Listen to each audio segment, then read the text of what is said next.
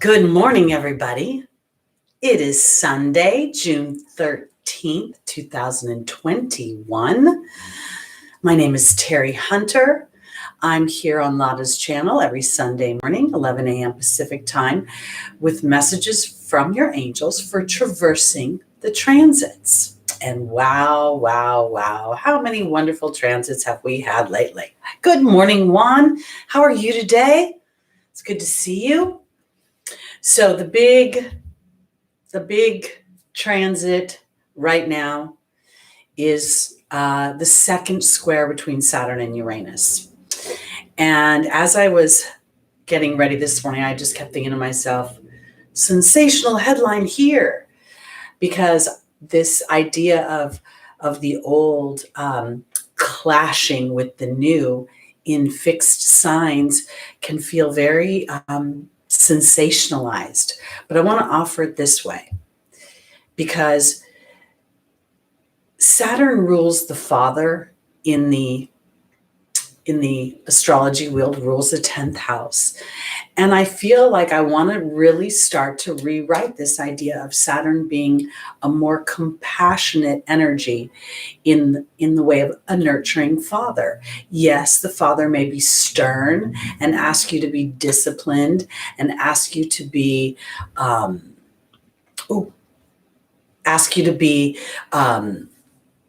diligent and a bit stoic, but I also believe that Saturn is not dictating the lane with which you purport these behaviors. So as you allow for the idea that Uranus is liberating me, and the 11th house of Aquarius is asking me, what are my hopes and my dreams? The 11th house is an interesting house because it encompasses these big concepts of social networks and humanitarian endeavors and systems without a brain.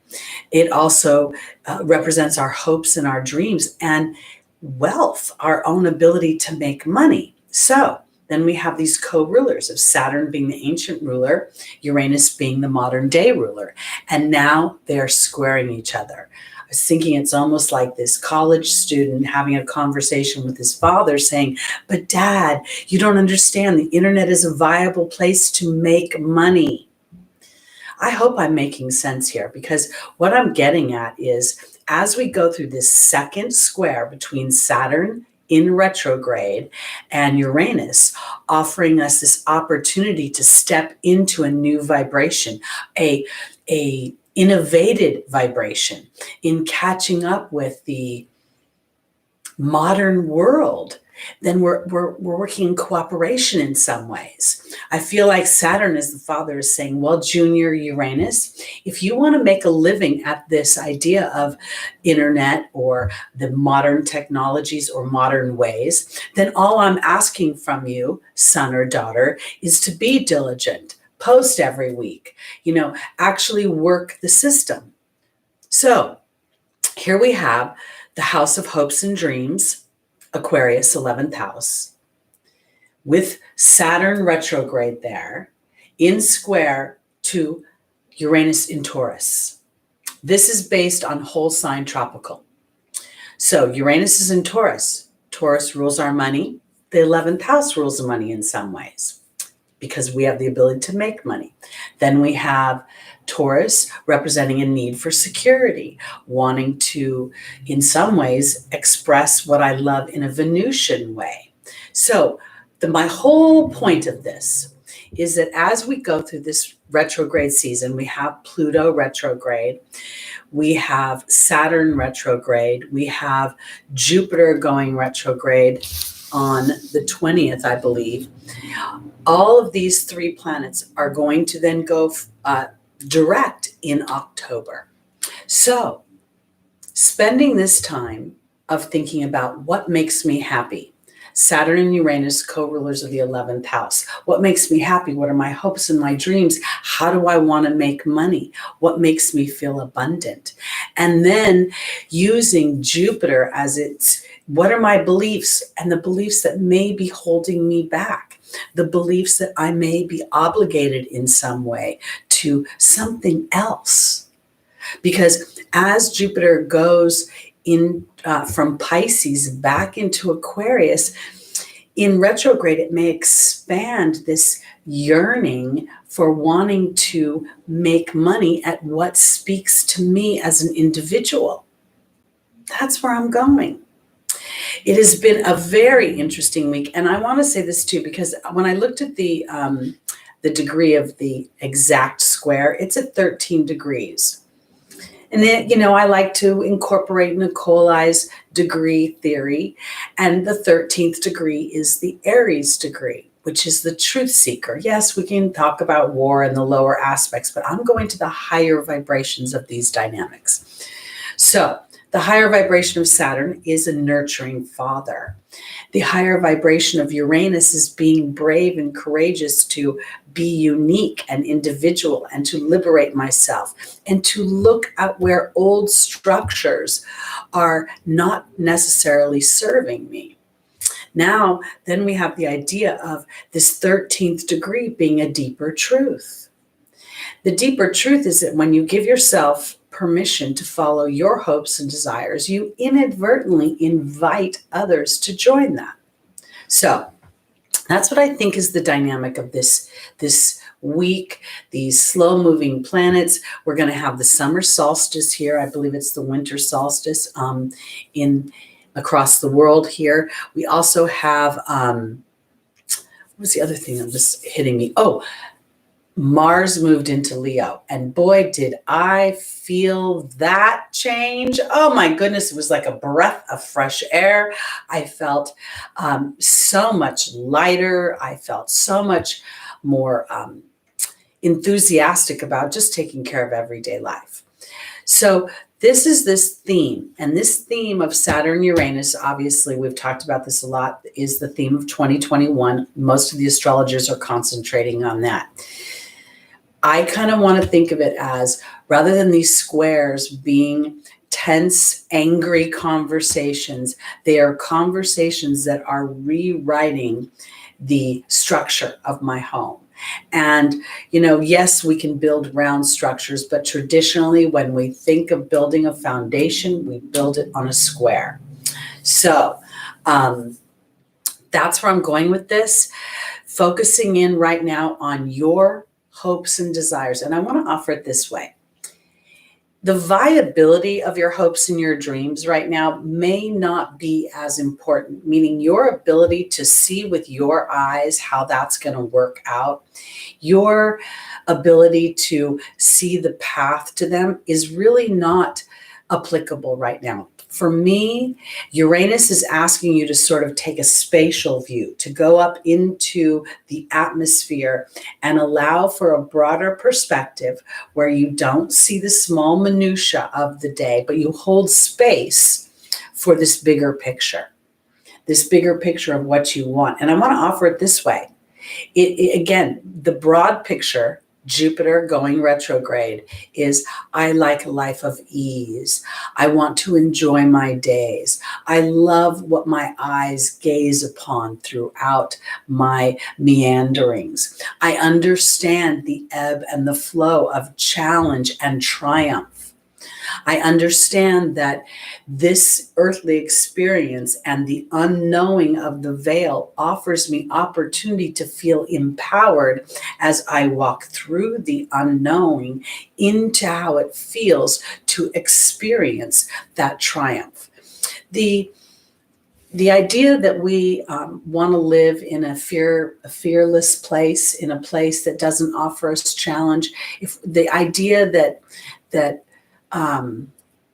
if my life would just be perfect if this wasn't happening, is actually counterintuitive. The soul chooses various realms to incarnate in for the unknowing, and yet then the triumph of the unknowing.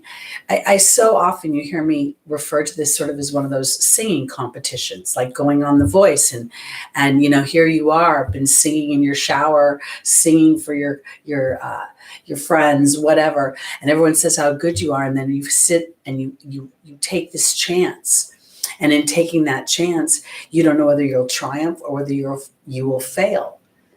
And sometimes it feels like you're going to fail because the people who judge wait to the very last second, and then there's the triumph.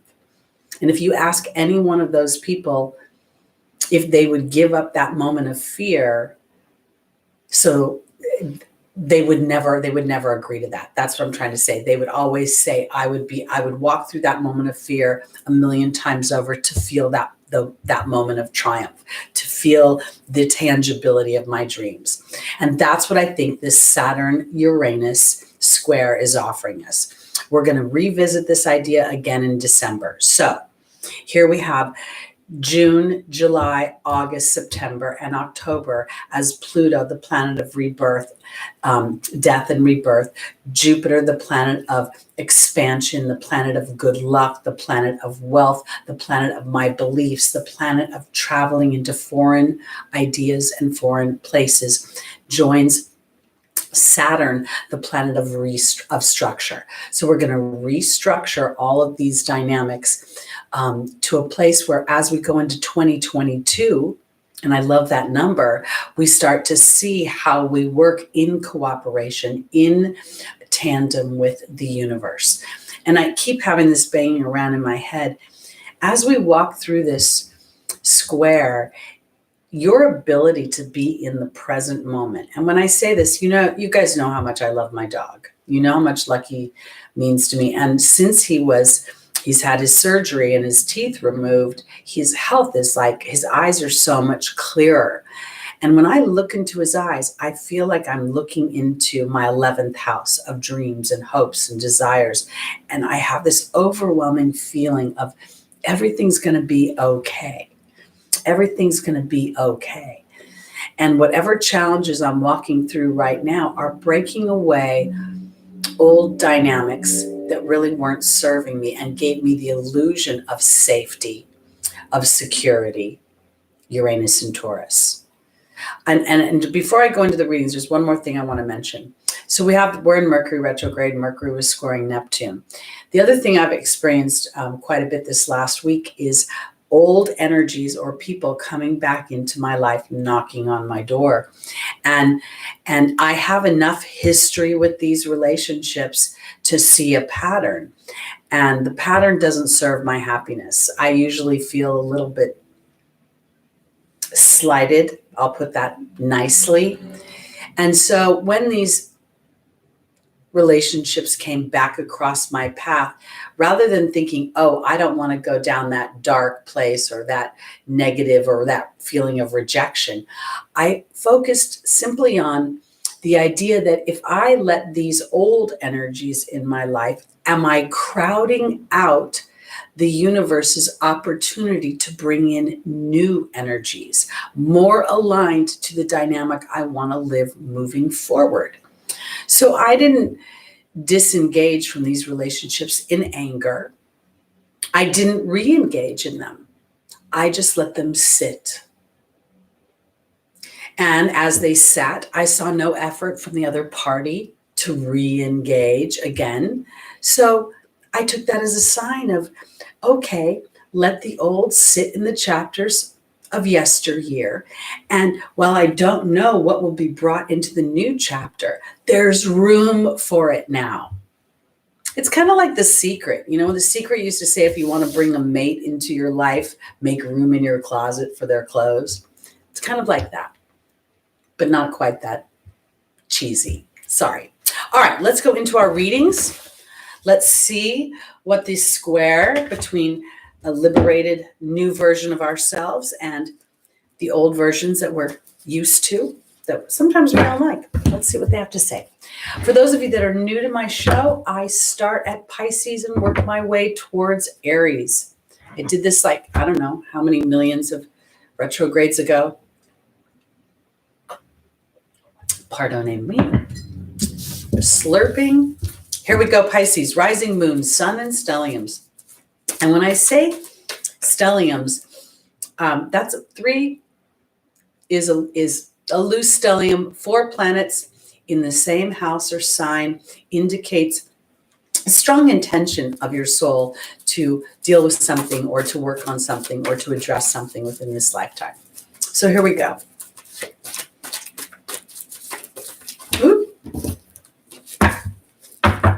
All right, Pisces.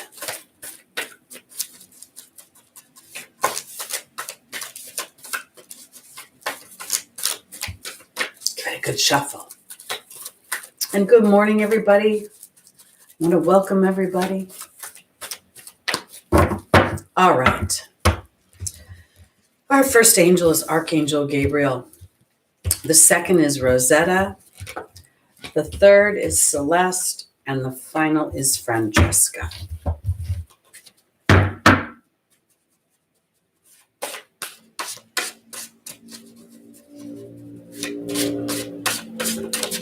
As I'm shuffling for Pisces, I can't help but thinking to myself how science is really the art of discovery, right?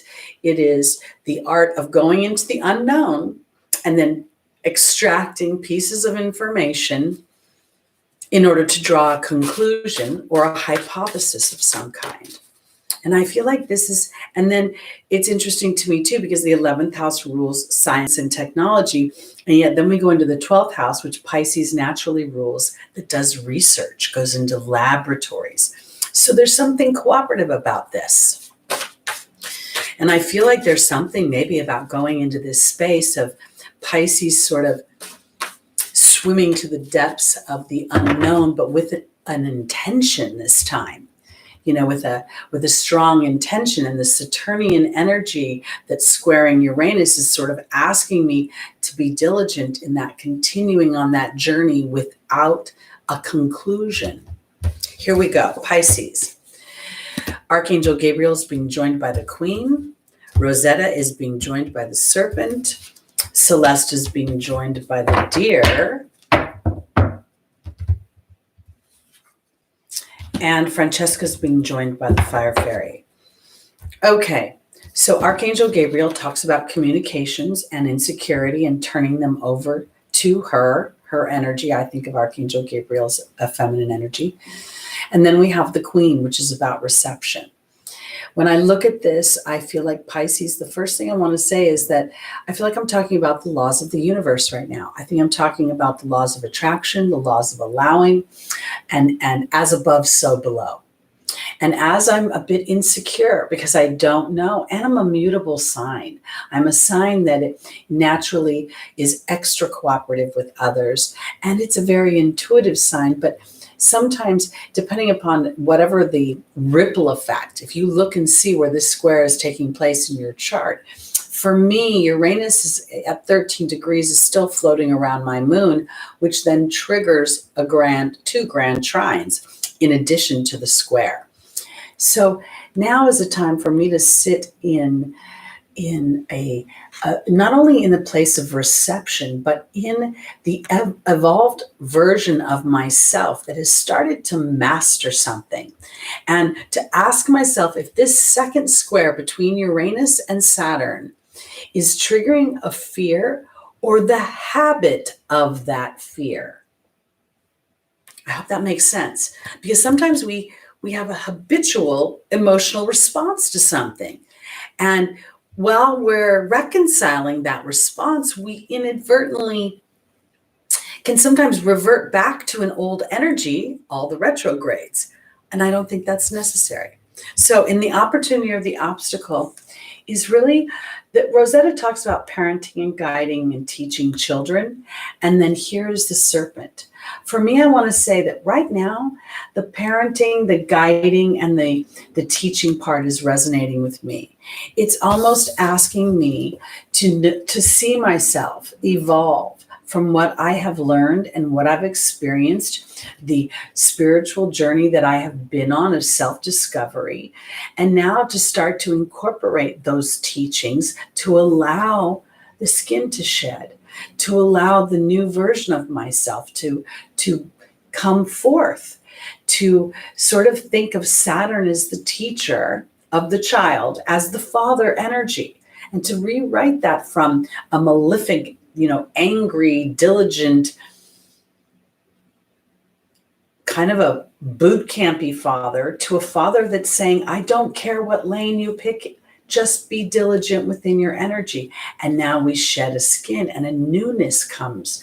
Pisces is being offered an opportunity to shift the way they think. And in doing so, creating much less fear surrounded around that idea. Because in the final position is Francesca saying, what do you visualize right now? And then there's the spark of creativity. So this is where I'm going with this.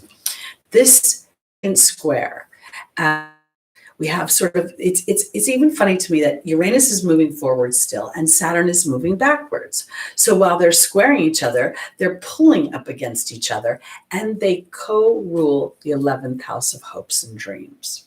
So it's time for Pisces to take a more mature, more I want to use the word queen, but it's like owning your own creation, owning your communication with spirit, and really paying attention. How often am I focused on what I feel insecure about or unsure about, and then talk about it in a way that diminishes me? And then taking this idea of, well, wait a minute. Maybe this place that it feels dark right now, that feels cocoon-like, is actually giving me an opportunity to be inspired by a new idea and to receive an inspired thought or an inspired communication that then leads me to the next step, the next action step. But before I do that, I start to really realize this communication that I'm having with myself and source energy. I start to implement the ideas of as above, so below. What am I putting out into the universe that I am then attracting back? Okay. Because if what you're putting out to the universe is not what you want to experience, your awareness of that, and not trying to shut it down like throwing water on a fire, but the slow unraveling of it, the slow willingness to pull yourself into that moment, into the present moment, and being able to focus on something in that moment that then puts you in neutral to recalibrate the movement forward. Hope that makes sense. Let's go on to Aquarius, rising moon, sun, and stelliums. Welcome, Nikki. Hi, Stephen. Hi, Lock Goddess. I said hi to Juan. Hi, Small Wildflowers. Hi, CJD. And everybody else that I didn't say hello to in the chat, welcome to our Sunday morning tribe. My name is Teri Hunter. I'm here every Sunday morning on Lotta's channel with messages from your angels for traversing the transits. We're on Aquarius, rising moon, sun, and stelliums. Welcome, Catherine from Greece.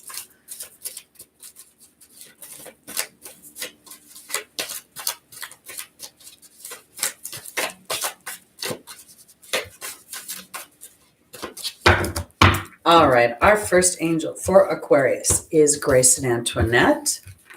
The second is Bethany. The third is Archangel Uriel.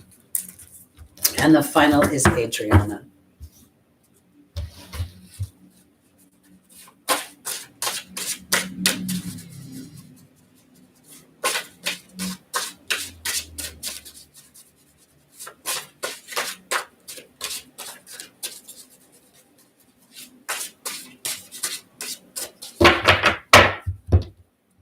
Grace and Antoinette is being joined by the Love card. Bethany is being joined by the Truth card. Archangel Uriel is being joined by the Movement card. And Adriana is being joined by the Raven. Grace and Antoinette represents the angelic energy of compassion. And when I say compassion, I almost feels like it actually trumps love. It actually supersedes love. Love is a word that the human has used to, I love a hot dog. I love to smoke cigarettes. I love to have my glass of wine. I mean, we've used this word very, very frivolously. So to me, this is stepping it up a notch, because compassion there's a sense of awareness, and there's a sense of being aware of a difference or something that is not completely aligned. And here's the Love card. So here's Aquarius, ruled by this the ancient ruler Saturn, which is all about following the structure that has been laid out for you. And then Uranus, if you know about the planet, the rings are on their side. I mean, even the planet itself is quirky. So there is a compassion that I think that Aquarius is going to have, not for others, but for themselves. And as you follow not only what you love, but there's an intuitive nature to this dynamic for me right now. There is that idea of seeing things from a much broader perspective and allowing your own personal truth to move you away from any frustrations you may have had if the 11th house collective has not jumped on the bandwagon of your truth, or if for some reason you're seeing something, it almost feels like it's forward thinking. It's almost as if, you're talking about cars and people are still talking about, horse and buggy. And so as you have compassion for others to catch up with your innovative ideas, rather allowing yourself to be frustrated. And I want to offer it this way because those innovative ideas can be on an emotional level, but they may be on a material level as well, meaning you may be wanting to implement innovative ideas within your workplace, within your home place. Here's an example. My landlord wants me to get a portal to pay my rent now. And my Saturn wants to send a check in the mail. So, it could be something really as mundane as that.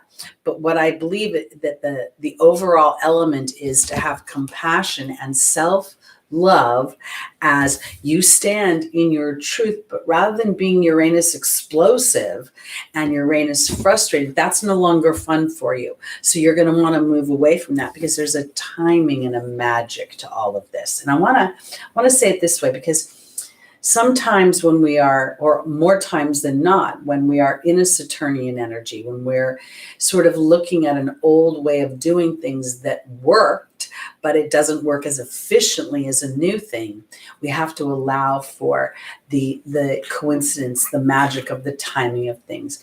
Because Adriana is telling Aquarius, I'm absolutely leading you to the answers to your prayers.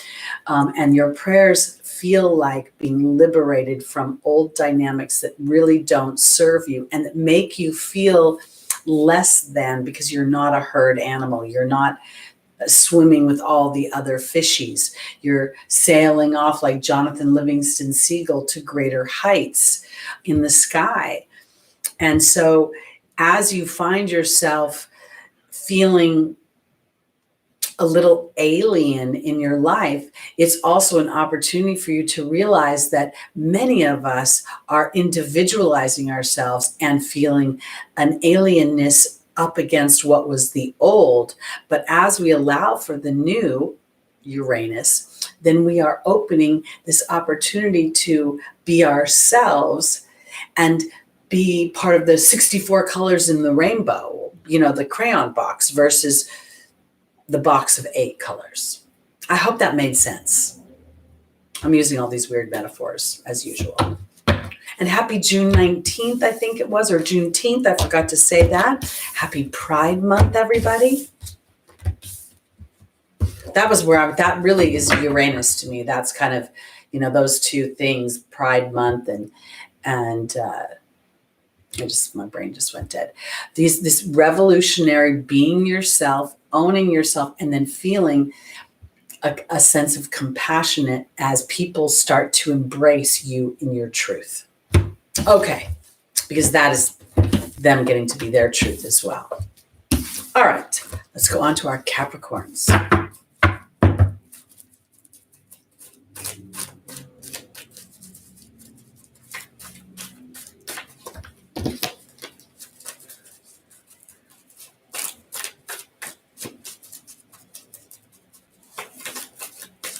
All right, here we go. Capricorn, rising, sun, moon, and stelliums. I really should say rising, moon, sun, and stelliums because I really believe that the moon is so important to our manifestation because we manifest off how we feel. All right, here we go. Our first angel is Maya. The second is Aurora. The third is Bridget. And the final is Merlina.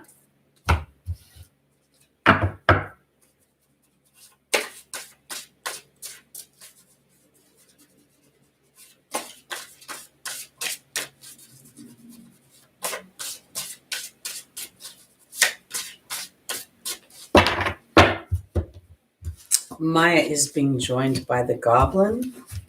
Aurora is being joined by the Wind Fairy. Bridget is being joined by the Raven.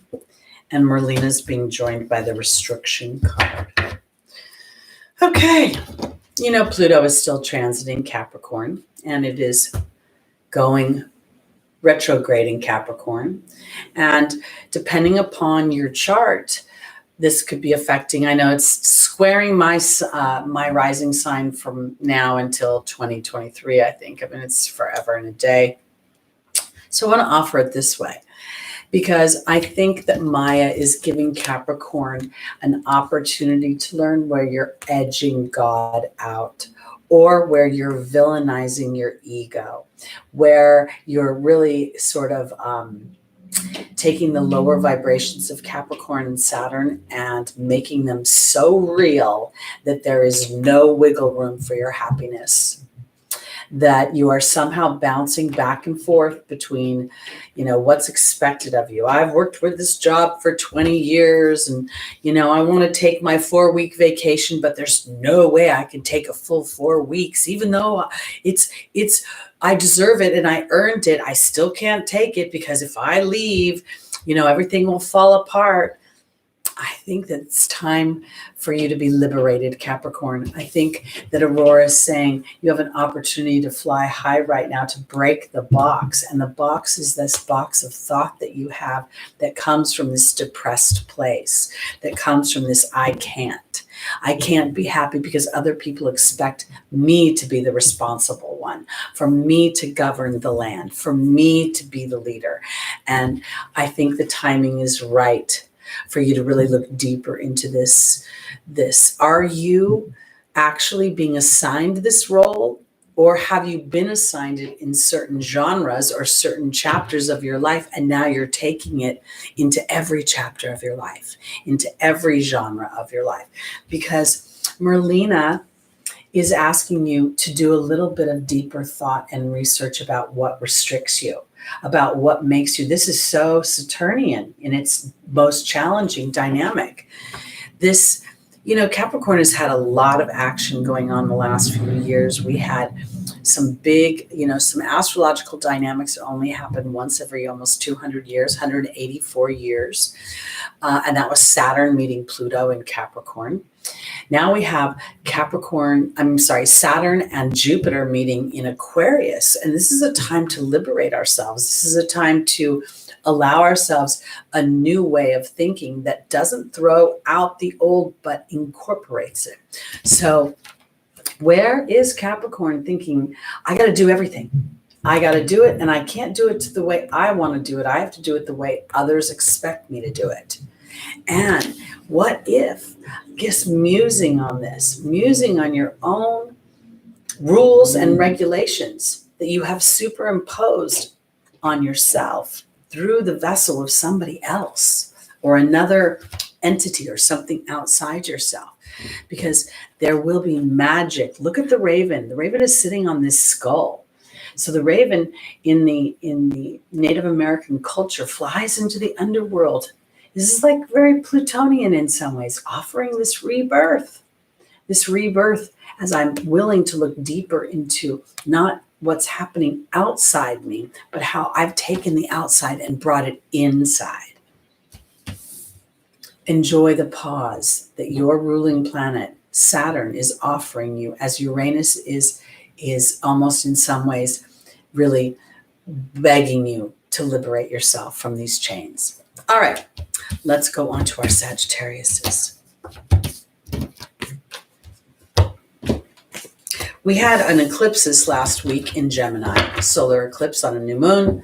And I think that this, again, it feels like the next few months of these retrogrades. And, you know, in October, we're going to see these 3 planets start to station.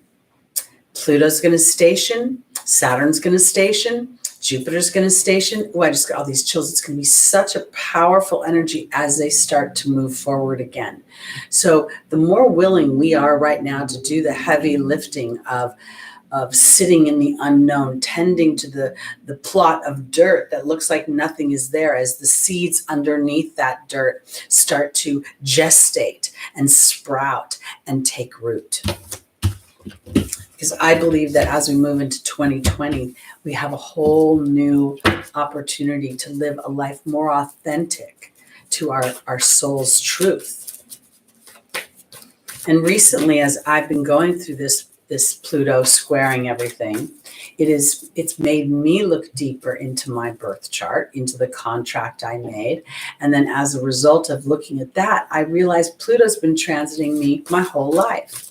So maybe I signed up for a master class to break illusion, to dig deep into how I've gotten in my own way. All right, Sagittarius, here we go. Rising moon, sun, and stelliums. Our first angel is Aurora. The second is Athena. The third is Xana. And the final is Bridget.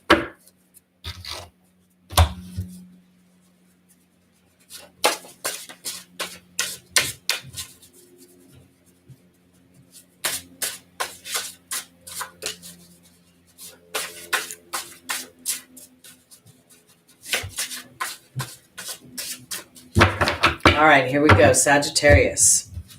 Aurora is being joined by the Focus card. Athena is being joined by the Bee. Xana is being joined by the King. And Bridget is being joined by the Fire Fairy. Aurora talks about flying high right now. Don't descend. You will soon inspire others. And there's the Focus card. We had our new moon. In May 26th, we had a new moon eclipse in Sagittarius that rules and governs our belief system. And I think, as I look at this, that Sagittarius is being offered an opportunity to really look at where your focus is.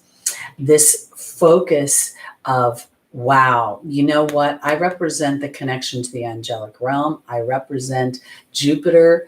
My ruling planet represents concepts, the who am I? What is my purpose? What is the meaning of life? Okay.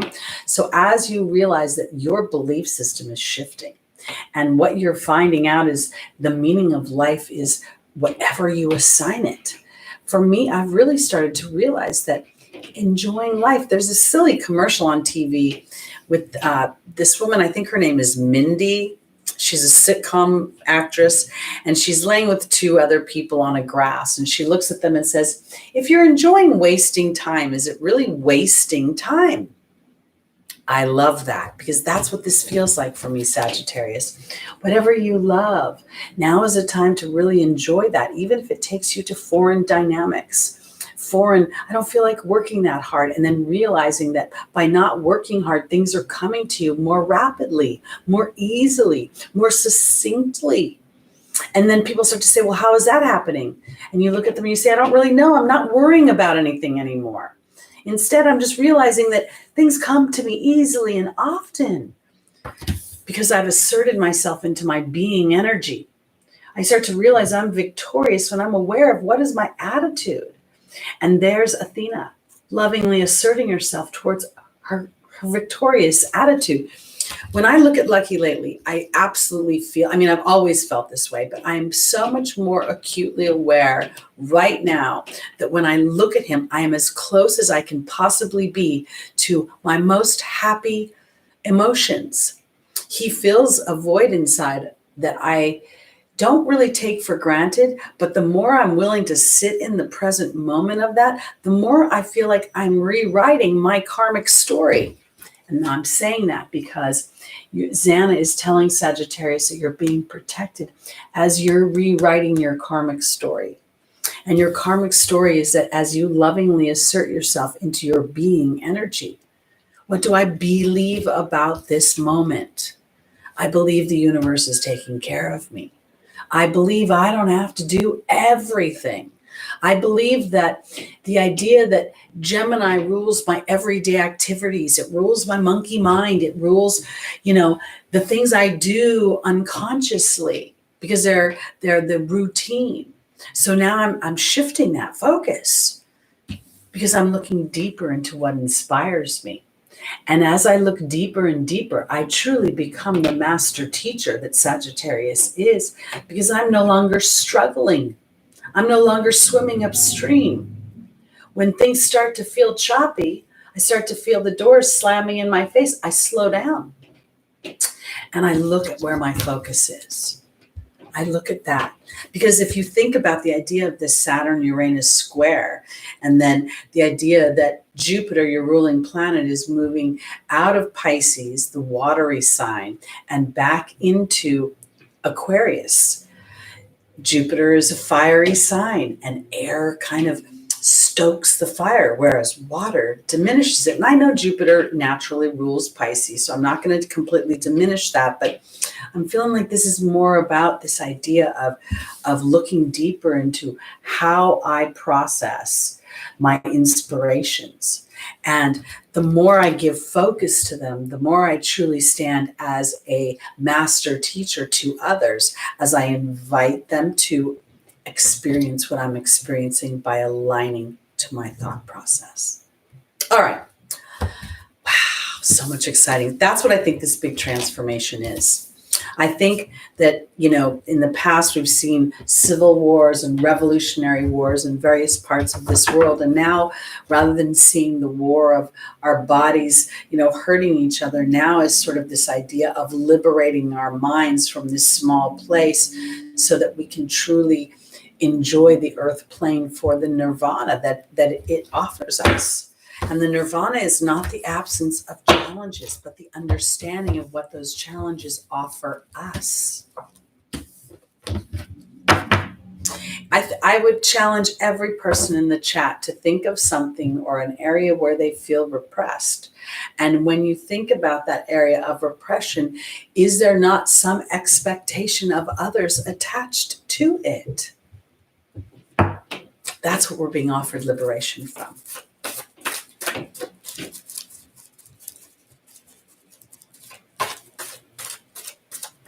Oh, Rosie Jane, that is a can be very nerve-wracking. She says, I've got my Sagittarius sun, Jupiter, my ruler, retrograding at 2 degrees Pisces next to my south node in the 6th house. I would venture to say that this is an opportunity to liberate yourself from where you have enslaved yourself.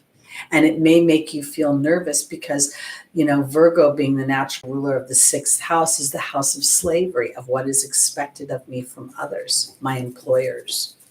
So there you go.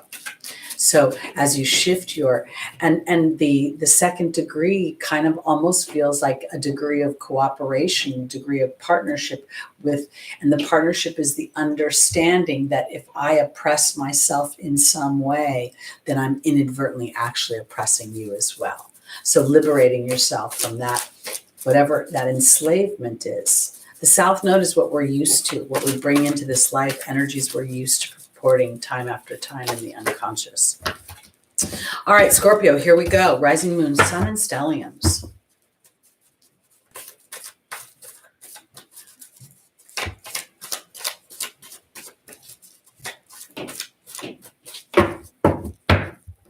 Our first angel, Scorpio, is patience. The second is Merlina. The third is Crystal. And the final is Aurora.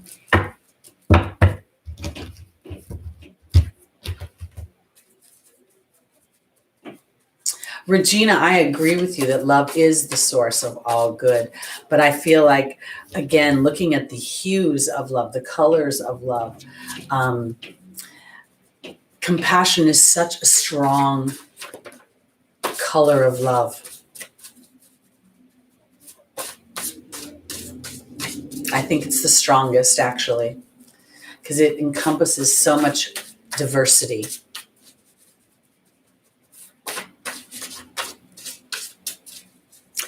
Rosie Jane, that's stellium in Virgo. All right, I get it. Okay, here we go.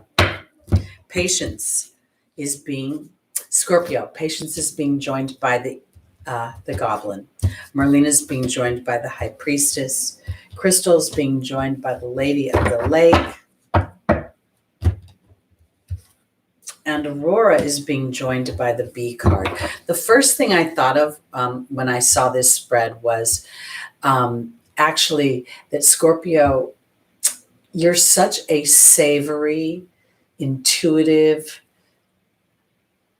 deep sign that I feel like quit resisting your natural way of being and quit judging yourself for knowing things that other people don't know.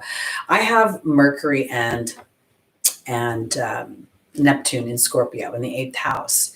And for a long time, when I was younger, I thought people pretended not to know things because my Mercury tends to see what's beneath the surface.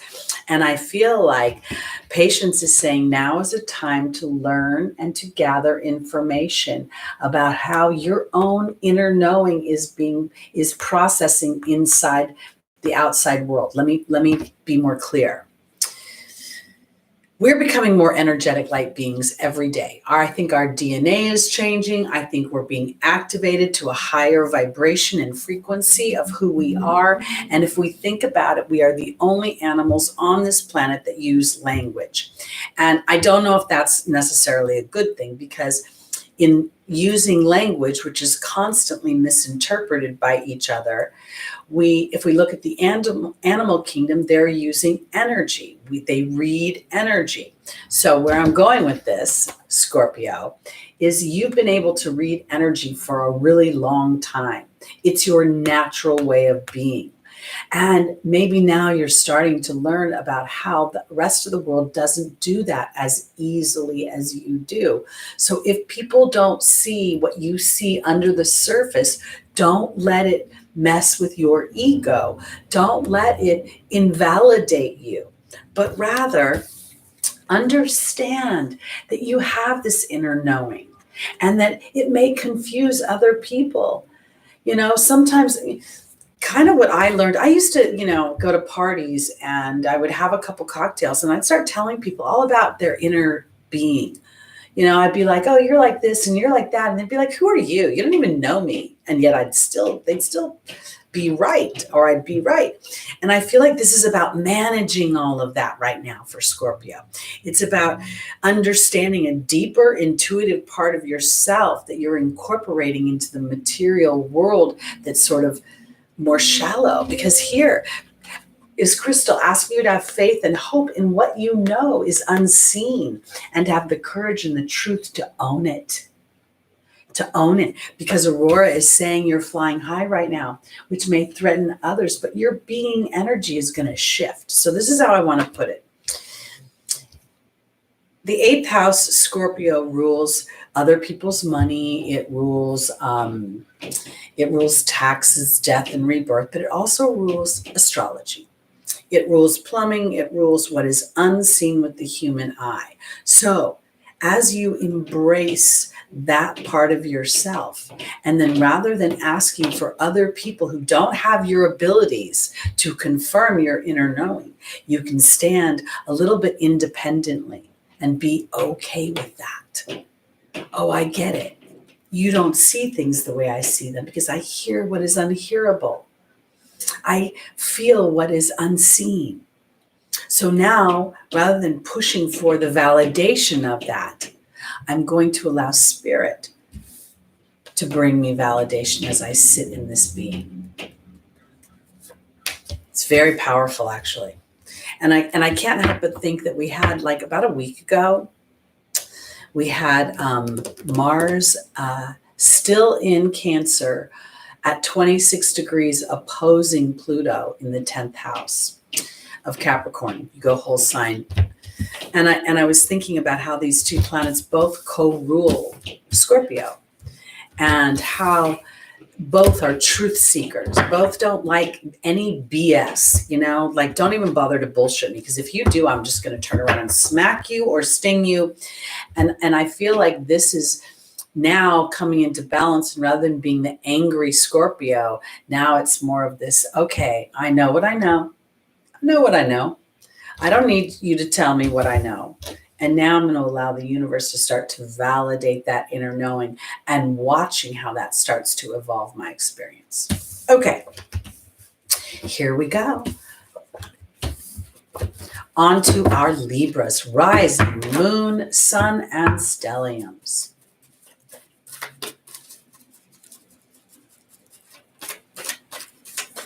Welcome, Siren of the Void.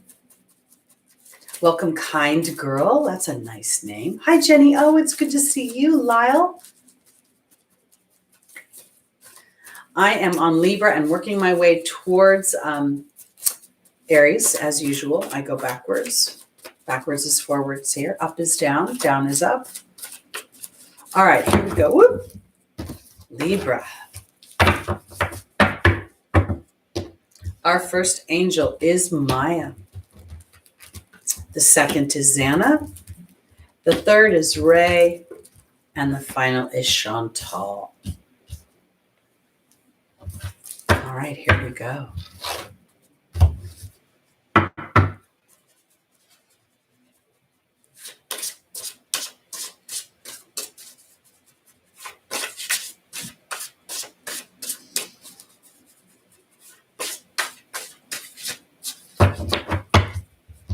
All right, Libra. Maya is being joined by the Queen. Xana is being joined by the Forgiveness card. Ray is being joined by the Disruption card. And Chantal is being joined by the Truth card. Okay, so here we talk about Maya, is about schooling and education, and then we have the Queen.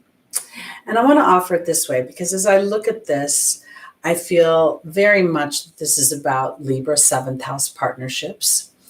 Libra rules marriage, rules contracts that we sign that are legally binding. It rules law enforcement, like policemen and not judges, because that's ruled by the 9th house, but people who enforce fairness and cooperation. And so I want to offer this. Libra sometimes can be overly cooperative, almost disempowering themselves in an opportunity to appear cooperative. And I say appear, being a Libra sun, because I think sometimes when I'm being cooperative, there's a motive of, I hope you'll be cooperative back with me. And so I feel like this is about how Libra learns to receive, and receiving in much more balance now versus being overly accommodating and slightly indecisive. Because I think that Libra might sometimes feel that if I don't behave a certain way, I won't receive what I want within my contracts, my partnerships. And here's the Forgiveness card, which is about an understanding and reconciliation. And here is Xana, the angel of protection.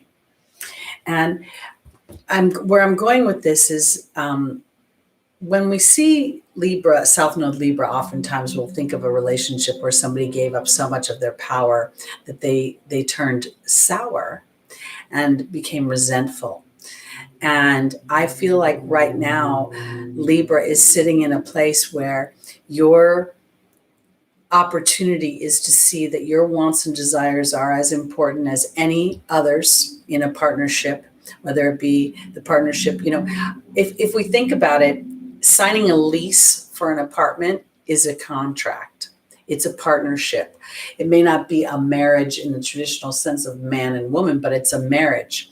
So your willingness to own your power in your situations, in your relationships, and when I say own your power, it's still being cooperative, but being able to express yourself versus taking it off the table. That's what I think this is about, is a reconciliation that as I express myself, I am protected. Because in the angel's advice, this disruption card is the doorway to your dreams. The disruption is where you see the wisdom of, as I assert myself, here's my power chakra represented coming up through my third eye. Here's the green of my heart chakra and the blue of my voice. So the angels are saying that as you disrupt an energy that doesn't serve you and connect with a higher version of what you have. You know, sometimes we're in partnerships and, you know, Libra will wait until they're so irritated. They'll be like, I am so sick of going to that restaurant. Every time I ask you where you want to go eat, you say the same thing. And your partner could be saying, well, you always say it's okay to go there. And you're like, well, I kept hoping you would pick a different restaurant. That's what I'm talking about with Libra. Just say you want to go to a different restaurant. Okay? Because I think that there's probably more cooperation from the other side, but you may not be expressing yourself in balance. Because, I know this is going to sound really weird, here's Chantal, the angel of romance, and here's the truth card. And while Chantal brings romance or the opportunity for a resurgence in romance, I think this has more to do with how you show up in romance, how you allow yourself to be given to and how you give. Because the Queen is about giving and receiving in some ways. And this is about learning. So rather than giving up all your power to the other person or saying, oh, I'm the greatest supporter, I'm always going to support you, whatever you want to do, honey, it's fine with me. I feel like it's like, I love that restaurant. Can we go there like next week? Because I'd rather have Mexican food today, or I'd rather have Chinese food today, or I'd rather stay home and cook. These are just examples. So Libra, I want to offer and encourage you while we're walking through this square to give yourself permission to diplomatically express your wants and desires. And I venture to say that the partners in your life will be much more cooperative than you may have anticipated them to be. And this is your opportunity. Okay, let's move on to our Virgos. Yes, Mars in Cancer can be extremely passive. And actually that can create a resentment because, you know, Cancer wants to nurture and be nurtured. And Mars wants the truth. And if for some reason Mars feels like it's drowning in Cancer, because again, if Mars is in Cancer with good aspects, it doesn't have to be bad. It could be that you express yourself very lovingly and very strong and assertively, but lovingly. So we want to look at our aspects. And if they're challenging aspects, we want to look at them not once, but twice. Because if we think about what yoga does, when we're in warrior pose, it's through the opposition that we have our greatest balance. So sometimes that's how it works. All right, here we go. Virgo, rising, sun, moon, and stelliums.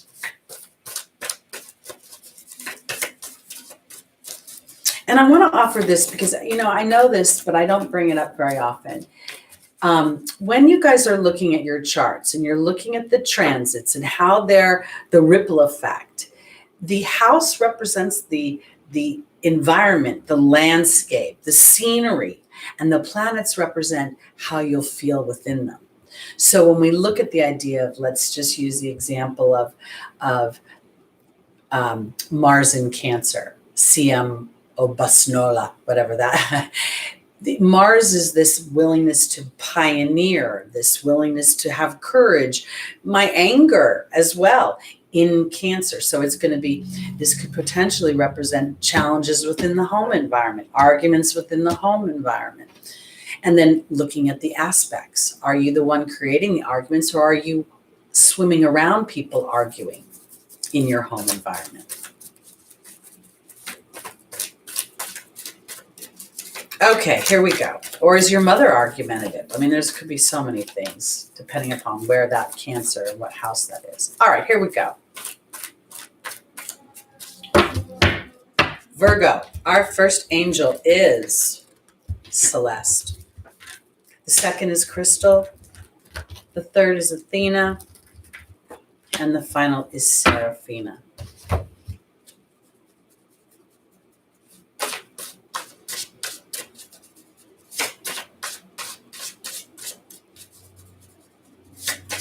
Welcome, just call me C. Welcome, Ishrar. I don't know if I'm saying that properly. Sandy, I hope I said hi to you. Siren of the Void. There we go. Mars in Cancer, argumentative mom. I'd be curious to see what house Cancer is for you. Okay, Virgo. Celeste is being joined by the spider. Crystal's being joined by the history card in the form of the bear. Athena's being joined by the frog. And Seraphina is being joined by the fear card. I find it interesting. Celeste represents work, represents schooling, and a change, represents our home environment and our work environment. And it represents a change there that moves me into more positive energy. And then I have the spider, which for me is a relationship card. So I want to, oftentimes I'll say that Celeste is a shift in my viewpoint. And I could say that for Virgo, but now I'm thinking to myself, Virgo represents the house of work. Work being modern day slavery. People sell most of their lives to their jobs. And so now I'm wondering, what is the relationship that Virgo has with their job? How are you viewing that? Because I feel like it could be coming from the idea of feeling enslaved. I have to do this. If I don't do this job, nobody will do this job. I've been in this job for so many years. Or I work in an environment that's so structured that I feel in some ways oppressed by the job. So I need to, as a Virgo, really look at how I am viewing my everyday life and what I do for work. Because in the opportunity of the obstacle is the Baird, which is the enchantment of storytelling. And there's Crystal. It also represents my history. And there's Crystal saying, have faith and hope there's more on the horizon. I think this is an opportunity to rise above your story, to actually start to envision a different picture of what you want. When I have Pluto and Virgo Pluto and Venus in Virgo. And for a long time, I felt like maybe what Pluto was, in some ways creating some real challenges for me, but I believe it was transforming my viewpoint of my self-worth. And what I do for a living is help people with their self-worth. So Virgo, this is time to rewrite your history in your work environment and what you have felt enslaved to. If indeed your sixth house of Virgo is representing your health, have you been enslaved to the idea of what you need to do for your health? Because in the angel's advice, it's time to lovingly assert yourself, and there's an opportunity to clean not only your mental house, but to move from one lily pad to another. Years ago, I went to a doctor and he offered me an antidepressant. I did not take him up on that offer. And recently I've noticed on our American television, they're advertising a drug that will help you with the side effects of tics and involuntary facial movements as a result of taking your antidepressants. My point of bringing this up is I feel like Virgo is going to liberate themselves in some way by being aware of the relationship they have between their health, their work, and whatever is enslaving their mind into trying to perfect something that may not be perfectible, that it's actually in its imperfection that it is perfect. Because Seraphina is saying it's time, there's a happy change being offered to your family. And I think that's where you realize that false evidence appears real to the mind that is sitting in enslavement to a structure that no longer works. So now, Virgo, let's go back to the idea that Saturn is squaring Uranus. Uranus is in the house of security, of making money, of my history, my legacy that my family gives me, traditionally the second house. And then Saturn is traversing the sign of liberation in some ways. Innovation is liberation. Uranus wants to liberate me from what is been.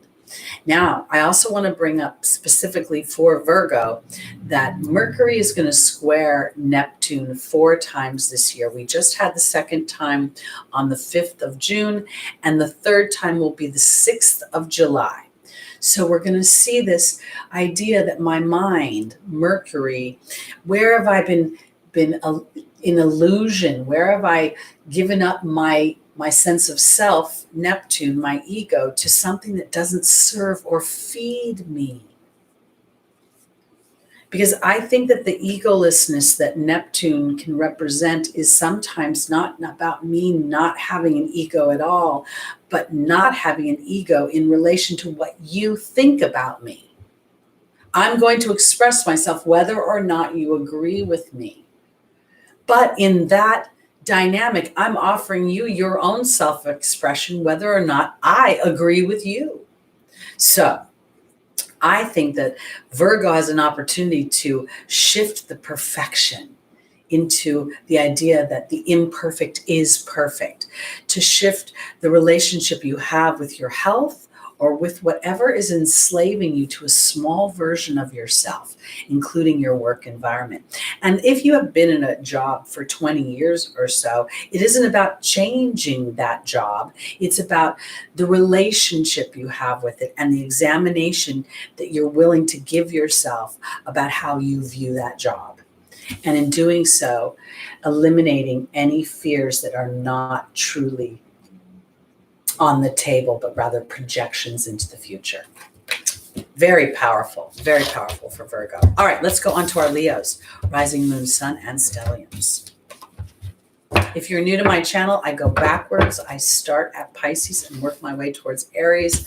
It's something weird about my Libra balance is requiring me do something a little different. Okay. I love organization, Shelley. I'm the queen. I love organization. I just went through and organized all these cupboards in my kitchen, and I got rid of some old, worn out cookware and replaced it. Felt so good. All right, here we go. Leo, rising, moon, sun, and stelliums.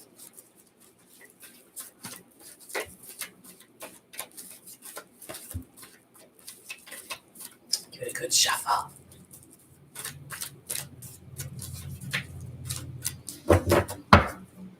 Okay. Our first angel for Leo is Ariel. The second is Oceana. The third is Yvonne. And the final is Athena.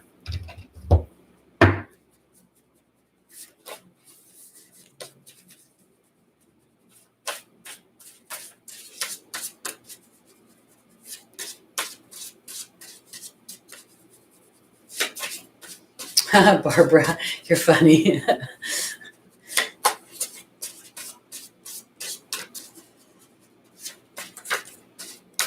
All right, Leo. Ariel is being joined by the Swan. Oceana is being joined by the High Priestess. Yvonne is being joined by the Novice. And Athena is being joined by the Spider. Okay, so Ariel and the Swan are two energies of great transformation, and this transformation feels so much like it is an activation of the light being inside of me. And I was thinking about this morning when I was thinking about the different aspects we have in astrology and how the T-squares are talked about as so challenging. And our trines, which are the same dynamic, but just they're the same triangles, but in a more favorable aspect. And I started to think about the triangles as being the points of a diamond, okay, and how light reflects off of that diamond. So here's where I'm going with all of this. Leo, I believe that new psychic and spiritual experiences are transforming your challenges into the points of a diamond, that are bringing them into this idea of being a multifaceted light being. So I want to offer this transformation from, oh no, this is awful, to, oh no, this is great. Oh no, this is fabulous. Because there's this feeling so much. If we look at Ariel, I feel so many of us are being activated into this above, as above, so below. As I'm aware of my thoughts, as I'm aware of what I'm connecting to source, I transform from the ugly duckling. And maybe Leo's the ugly duckling because you've been too big, too charming, too romantic, too fun, and people want to dumb you down. Or maybe you're not giving yourself an opportunity for enough of that. But whatever the case is, this square between Uranus and Saturn is giving you an opportunity to really transform who you are, and at such a deep level of inner knowing, and trusting that inner knowing to start to really take action on it. I believe that the zodiac is really a version of the hero's journey. And as we venture through each one of the houses, the first four really represent our relationship and finding ourselves. The fifth through the seventh and eighth, I think seventh, is really about how we operate outside with others. And then the other final houses are really how we operate in the world. So as we walk through this hero's journey, and rather than thinking of yourself as being strictly an earthbound being, but rather a combination of source energy and physical experience, and you start to take action on that, I feel it almost an excitement for moving forward for Leo. This willingness to be vulnerable to the unknown as you step out into the idea of your own creation. The fifth house is probably my favorite house because it really represents this place where I get to express myself through all of the higher vibrations of the earthly experience, the fun, the frivolity, the playfulness, enjoying my hobbies, enjoying my children. Because I believe that for Leo, the final position is representing a new relationship with your sense of self and how you assert yourself out into the world. And this feels like it's the transformed version of yourself. The last few weeks, maybe even months, I've been talking about each one of us who've been on a spiritual journey. In doing so, we tend to just continue to look at the road ahead, rather than sitting and basking in what we have assimilated, what we have incorporated into this experience now. So as Leo starts to realize that I have done much of the incorporation, and now part of the reward of this incorporation is to assert myself into the things I enjoy, and having a relationship with that. The spider represents creative projects, represents the network of people that allow me to assert myself. So as you give life to the idea, Leo, that my passions have roots in this physical experience, and part of my cooperation with those roots is to lovingly assert myself into that place. And these retrogrades and this next few months that really bring us into the season of harvest, Jupiter going direct in October, Saturn going direct in October, Pluto going direct in October. What a beautiful opportunity to take these next few months and to really put some spit and polish on my connection to source energy, to pay attention to where I'm focusing, and to allow my focus to be the seeds that start to pop and grow and root. And your relationship with your power in this process for Leo is really to start to own the royalty, to own the idea that this is a benign ruler, not a dominant conqueror. Okay. I have Pluto in Virgo. I think part of my job in this world is to transform myself and others, to be willing to constantly go through the process of the dragonfly, which starts off as the nymph. Forget the butterfly right now. I think that the dragonfly, being a water-bearing creature, an insect, and then transforming into the air element is so powerful. All right, let's go on to our Cancers, rising moon, sun, and stelliums.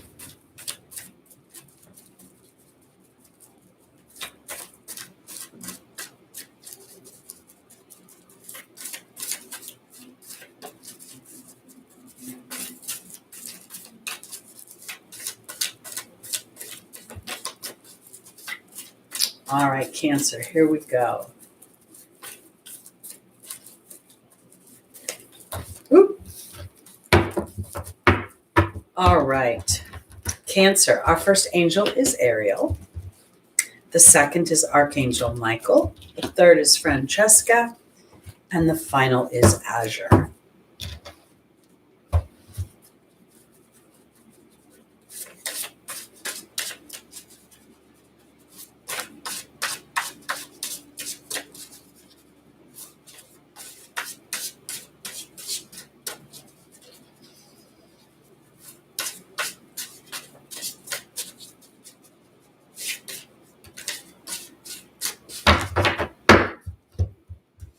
Ariel's being joined by the spider.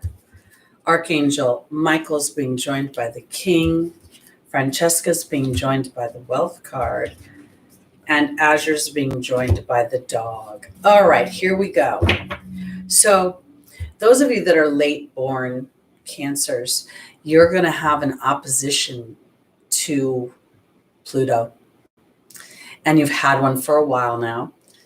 And, it's taken me a little bit. I tended to, when I first started playing with astrology, to just look at the transits in relation to conjunctions, rather than to look at the chart and just see the ripple effect, to see how, for instance, Uranus is floating on my moon, which triggers 2 trines in my chart.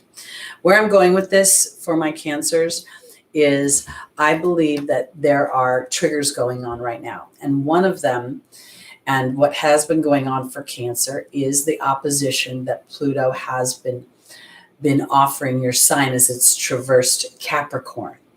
So now this tells me, what is your relationship with spirit? Because you combine the idea of being representing home, hearth. The 4th house is our family dynamic. It is where we get our first sense of self, our first sense of support or no support.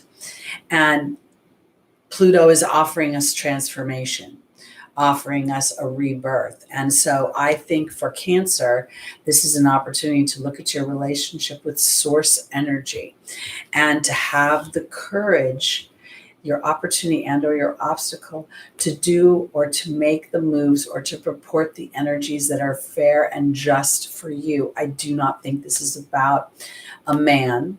I think this is about something much more balanced. Sometimes if we think about, when we get into a family dynamic, the individual want and desire gets drowned out by the collective. And if the collective has been out of balance, then the collective decision making sometimes supports a dynamic that is what we want to move away from. So I think it's fair and just right now for you as the leader of the family, Cancer, whether it's a family of one, meaning your own family, you, or a full-blown family, because Francesca is asking you what you visualize. Negativity will block your progress, and there's the harmonious wealth card. So all of this is saying to me that Cancer, you're being activated by an opposition that's been going through your sign for quite some time. And as a result of that, you're getting to see what's going on with your relationship with spirit, because Azure is telling you that your desired outcome will happen in the very near future. Have patience and faith. And here's the dog: unconditional loyalty. Unconditional love, loyalty, and sincerity. So this is where I'm going with this.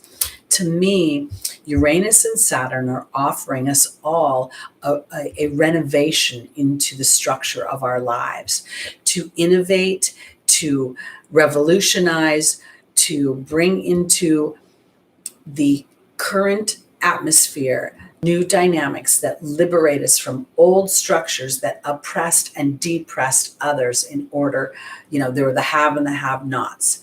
Now it's coming full circle into an age where we can all have what we want if we are willing to look at our relationship with source energy, if we're having the courage to move into a just place. And the just place is not being subservient to another or giving into other people's fear-based dynamics, but rather holding a bigger version of things, knowing that when I stand into the idea of any challenges aren't there to tuck us into fear, but rather to empower us through fear, you will see yourself standing in an energy that is much more aligned to what you know intuitively and what you want to experience materially.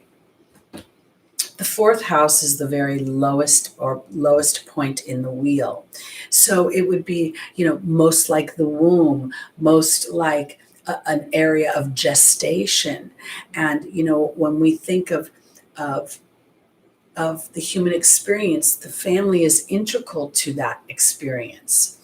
And so as we give life to the idea that there is a bigger relationship with spirit in relation to our fourth house foundations. And if those fourth house foundations were challenging, was that challenge meant to pull us under, punish us, or could we have been in some ways of service to balance, to what is fair? And is it now my job to walk away from that dynamic because that chapter is closing, and now it's time for me to step into a new dynamic? I have no planets in my fourth house either, but I do have my moon in my second house, and that is making an opposition to my eighth house. So there is absolutely a relationship going on. So Siren of the Void, where is the ruler of your fourth house? Where is the ruler of your Cancer? And look at that. All right, let's go on to Gemini. Because I really believe that these times are not meant to erode us, but rather to build us up and to erode what has been illusionary.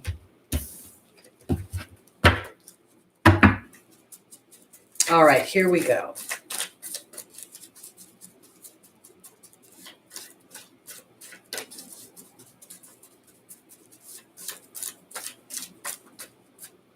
Stephen, did your family move around a lot? I'm curious as to, with Mars in Aries in the fourth house, it makes me wonder if you weren't an army brat. Is that true, perchance? All right, here we go. Gemini, rising moon, sun, and stelliums.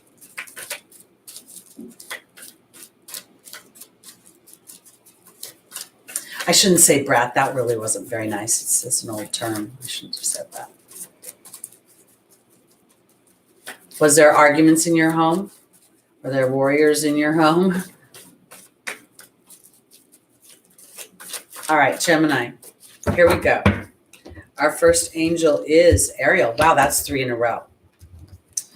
Our second is Vanessa. The third is Merlina. And the final is Rosetta. All right, I'm feeling this eclipse.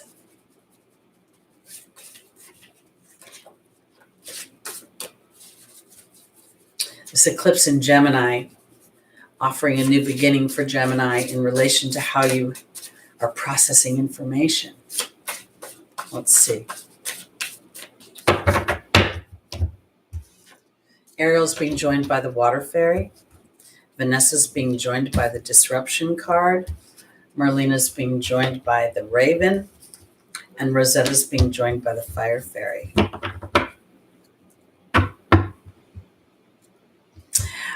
I think you guys know I watch a lot of these History Channel shows, and one of my favorites I watch is Ancient Aliens, and recently they did this episode about the geographical points on the planet that correlate with the constellations. And there is a place where Gemini is indicated on the planet, but only one of the twins is on the Earth. The other is in space. So I say that because as I looked at Ariel and the water fairy, I felt like I was looking at Gemini coming into some cooperation with this dual side of yourself. This, let's say the twins, in some ways, while they are the same, they are different. And what if one of the twins represented my mind and one represented my emotions? Because I feel like what I'm looking at is this new psychic and spiritual experiences are changing the way I view myself and the world. That's what Ariel talks about. And then here's the water fairy, which is about my emotions. It's about my intuitions. So I feel like there's this opportunity for you to become less looking at your everyday experiences, looking at third house Geminian things, assessing what is possible tomorrow on what is based in today and what you can see. And that is shifting because you're starting to give life to the idea that there is more tangibility in my connection to source energy, because in the opportunity or the obstacle is Vanessa saying, will you base your decisions on faith or fear? And here's the disruption card. And when I look at this, I think this disruption is not negative. It's the disruption of the monkey mind. It's the disruption of the fear. It's the disruption of the lack of inner knowing, starting to trust the inner knowing more than I am what I see with my eyes. Because in the angel's advice is Merlina saying you're confused and indecisive. And then there's the magic of the raven through timing. And the timing is here for this disruption of the monkey mind, which goes right back to the solar eclipse, giving me an opportunity. This is the thing. The idea of Gemini is like detailed information. It's the gatherer of information. That is all necessary. But sometimes I think in the gathering of information, Gemini gets lost in the minutia of the gathering. So this, to me, shifts beyond that into a more aligned and balanced version of the axis with which Gemini is on. So Gemini being the everyday mind and Sagittarius being the more abstract mind. So here is an opportunity to connect in a more balanced way by giving a second look at what I'm feeling and allowing it to disrupt my fears, because the timing is right for me to dig a little bit deeper and allow for this transformation. To know that everything that manifests doesn't come because I can see it with my eyes or think it with my brain or read it in a magazine. Because in the final position is Rosetta and the fire fairy. And Rosetta represents children, and the third house represents school-age children. And in this respect, I am learning that I am being guided by my inspirations and my creative thoughts, and that those are what will move the confusion out. That this is a time when the twins provide a duality that serves me versus confusing me. That's where I want to go with this. And I think that this solar eclipse, it has a 6-month influence that also coincides with this Plutonian transformation, the Jupiterian revisiting of my belief system, and Saturn offering me an opportunity to rewrite the structure of my life. Saturn retrograde up against Uranus.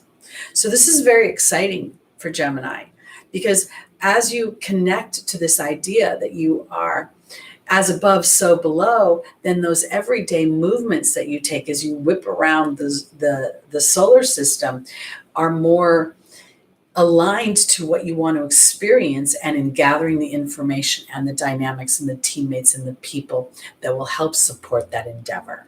All right, let's go on to Taurus. Hi, Thibaut. So good to see you. Welcome, welcome. I'm glad you could pop in today. All right, Taurus, here we go.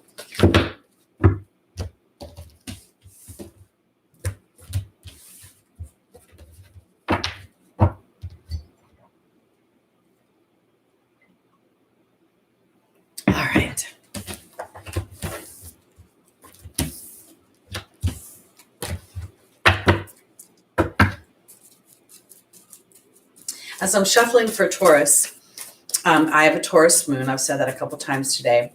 And Uranus has been transiting over it. It's at 9 degrees right now. I believe Uranus is at 13 degrees. And so there's been this sort of swimming back and forth, which has been triggering these two grand trines. And it's very much changed the way I view my physical body, how I take care of myself. It's allowed me in some ways to liberate myself from old habits. Would never have called myself an alcoholic, but I was drinking wine every night, sort of, I'll have a glass of wine with dinner. And as I've decided, rather than wine, I prefer to have tea. It's given me an opportunity to see my body course correcting and how my emotional body was sort of ruling my physical body. So I'm kind of excited, rather than being afraid of Uranus creating a heart attack or an explosion inside of me, I've seen it liberate me. So being that Taurus moon, or any planets that you have in the sign of Taurus, gives you an opportunity right now to be liberated in how you view your money, how you view your family history and the legacies that experience has left you, how you connect with your possessions, creating harmony and beauty around you and seeing the importance of that rather than the frivolity of that. Some people would say, well, what do you need to spend money on that for? Who cares? And I'm like, I don't care. I love it. And when you love something, it brings happiness, and happiness raises your vibration. All right, here we go. Whoops. Hi, Brandon. All right. Taurus, our first angel is Crystal. Second is Archangel Uriel. Third is Maya. And the final is Archangel Michael.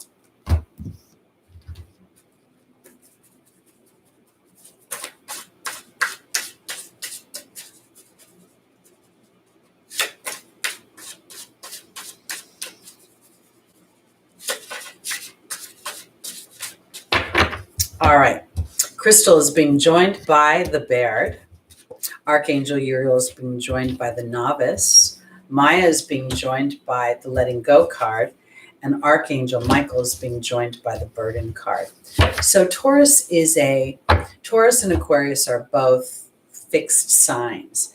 And I kind of find it funny because the co-ruler of Aquarius is Saturn. Saturn is rules a cardinal sign in Capricorn. And when I look at this for Taurus, I guess where I'm going is the first thing I thought was Taurus fixed sign says, I want things to stay the way they are. I want things to stay familiar. I want to stay with what I know, with what my history has taught me. And equally, Aquarius is like, I am fixed in my wanting to shift things, wanting to innovate. So they're both coming at things in this sort of this stubborn, fixed energy. And I feel like, so for my Tauruses, part of this is looking and seeing. Crystal's saying have faith and hope there's more on the horizon that you can't see. And the Baird is talking about my history. So am I, as a Taurus, rising moon, sun, or stelliums, am I having a lack of ability to see my future because I'm stuck in my past? Because I can't forget the story that's been told to me, the legacy that's been left for me? Because in the opportunity and or the obstacle is Archangel Uriel and the Novice. And one of the things that I've been thinking about is that Uranus is liberating me from my old story. My moon is in opposition to Neptune and my Mercury. And my intuition is crazy. And lately I've been talking to the dead more and more. And the opposition to my moon in the second house is my family does not believe in intuition. They believe that God decides if you're happy or sad, live or die, rich or poor, etc., etc. So it's always created tension. So where I'm going with this, Taurus, is as I'm not fearful of Uranus, but instead I allow myself to believe that there's more on the horizon that's going to liberate me from my story. And I don't need to walk around as a pissed off bull anymore. Instead, I can walk away from that fear. This letting go card is not about letting anything go. My Taurus moon doesn't let things go, but it does allow me to make sense of it. It does allow me to be so tenacious and so bullish that I'm going to learn and get out of my own way. So when I think about the idea of if I sit and chew on my second house moon and my family history, will I ever move my story forward? And that's what's going on right now. Is Archangel Michael asking you if you have the courage to walk through the burden of how you may be participating in your own unhappiness. I've lived alone for a long time. Unlike Stephen, I am 61 years old. And I don't want to live in the old story anymore. I mentioned earlier in this broadcast that I've had people come back into my life, people that I actually very much love and care about. But these people don't really treat me very nicely. They're very frivolous with my feelings, and they dump my ass like that. So when it doesn't serve them, they just ghost me. And they've done this not once, not twice, not 3 times, but in numerous times. And when they came back around this time, at 61 years old, was I going to pretend the story was going to be different? No. I was going to start to say, you know what? It's time for me to start to have the enchantment of storytelling. And what if I let these people just sit where they are and I don't re-engage? Instead, I walk away from what they do, this frustrating feeling that I participate in by walking in and thinking they're going to be different, or walking in and thinking they're going to care about me more than they do. Because if I really paid attention to it, when they're showing that they care about me, they're just wanting to do something for themselves. So I had to pay attention to that. And it isn't easy. It isn't easy to have the courage to make the changes, to say, no, I'm willing to bet on me and sit in this unknowing, maybe even isolation, this place of isolation as I rewrite my story. When we think about the planets that are in place right now, when they go retrograde and when they move forward, it's not like Mercury. It's not just a quick thing. It's something slow. And it's something that's asking us to take time to really review so that when we do move forward, we are doing it on a platform that is creating a much more solid ground for us to walk on. So right now, Taurus, rather than just being stubborn and wanting to stick your hooves in the ground, this is asking yourself, do I want to be right or do I want to be happy? Because sometimes being happy means not caring if anybody else agrees with the fact that you're right. All right, let's go on to our final sign, Aries, rising moon, sun, and stelliums. Did you offend me? I didn't get offended, Stephen. What did you say? I missed it, so I'm not offended. Oh, the old thing? Oh, I didn't think that. No, don't worry about it.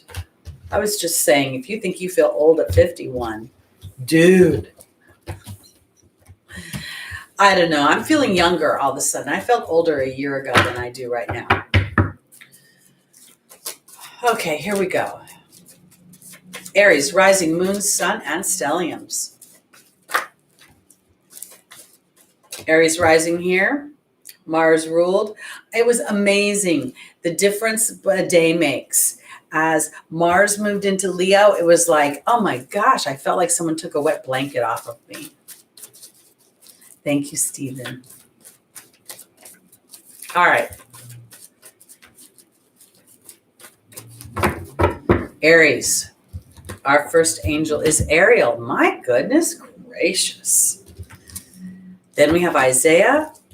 Then we have Vanessa and Daniel. And for those of you that are just tuning into the timestamps, I say it because Ariel's come out. I think the last 4 signs Ariel came out. So it's a big deal. I have a new lease on life too, Juan. I feel like it's not been easy, but it's been empowering to make those decisions just one little step at a time, to truly pay attention to my focus as well. All right, Ariel is being joined by the dragon.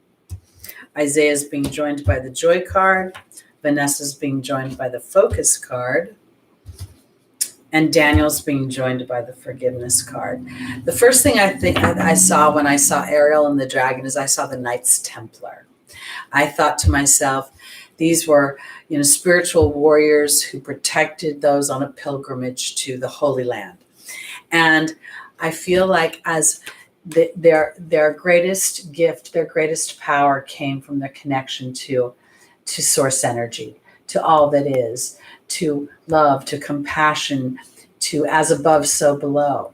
So Aries, as you enjoy this energy of Mars in Leo, and as you start to really realize that your greatest power does not come from your aggression, it does not truly come from the willingness to go into battle, but rather your cool head, rather this sort of, I know I have a sword here. It's right here on my back, like Xena Warrior Princess. So I'm going to, before I take action, before I do a knee-jerk response, I'm going to connect with source energy. Because at this moment in time, Aries wants to experience joy. Isaiah says it's time to give birth to new ideas and new situations. And joy is, and as an Aries rising, I'm absolutely 100% there. I've been really thinking through this transit of the last year or so. Do I want to be rich monetarily, or do I want to be rich in the idea of my ease and enjoyment? And it's ease and enjoyment. So now in the angel's advice, Spirit is saying, Aries, you're so brave to look at where you're focusing, because it is your focus that creates your experience. And when you're focused on what isn't working, when you're focused on your stresses, when you're focused on being pissed off because of the imbalances of the world, they attract more imbalances. So this is where you're really learning where to put your focus. I'm going to put it into what makes me happy. And as I do that, I sort of give Spirit an opportunity to move things around. And I start to learn about my cool energy is actually a lack of resistance. Because I could go as Daniel being the angel of marriage, but I don't believe that they're referring to that right now.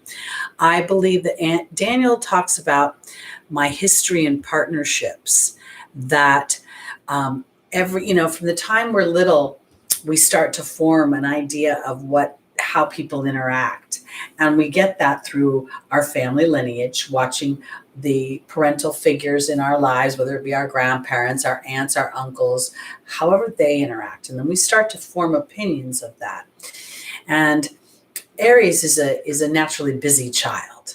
An Aries child will be like, it'll see a bug and look at it for a second and then smash the bug, or it'll run around in circles. So as you're giving, your family is inadvertently giving you this story of who and what you are, I believe that your new psychic and spiritual experiences are starting to rewrite your story. And I've said this to many people, as an Aries rising, people can see my assertion coming a million miles away. Nobody has ever called me sheepish or docile or demure. And when I'm quiet, people will be like, all right, what's wrong with you? And I'm like, can't I just be quiet? And they're like, no, you can't be quiet, because when you're quiet, you're mad. So now I know all this about me. So as an Aries, what I've learned is how to connect with Spirit so that I allow joy and my truth to be the dominant energy. And the only person responsible for that is me as a result of my focus. And in doing so, it's making the story with which I came from work for me. And it's making me a much more powerful knight, a much more powerful and influential spiritual warrior that helps protect those on their pilgrimage. We may no longer be traveling on a desert road somewhere, but we're all here on a Sunday morning in a pilgrimage to find a deeper truth within ourselves, to live a happier life. So Aries rising, moon, sun, and stelliums, as you take that tenacity, that warrior energy, that pioneering spirit, that courage to be the powerful knight that co-creates with spirit, that says, things don't just happen to me. My process of perception cooperates with that manifestation. So now I'm going to move that powers of perception to a genre that works for me instead of against me. All right. That's it for this week. I want to thank everybody for joining me. I want to thank all my tried and trues and all my new people coming into the tribe. I'm here every Sunday morning. My name is Teri Hunter. That's TeriHunter. You can find me on Lotta's channel website if you'd like to book a reading. Otherwise, I'll see you next Sunday at 11 a.m. Pacific time, with messages from your angels for traversing the astrological transits.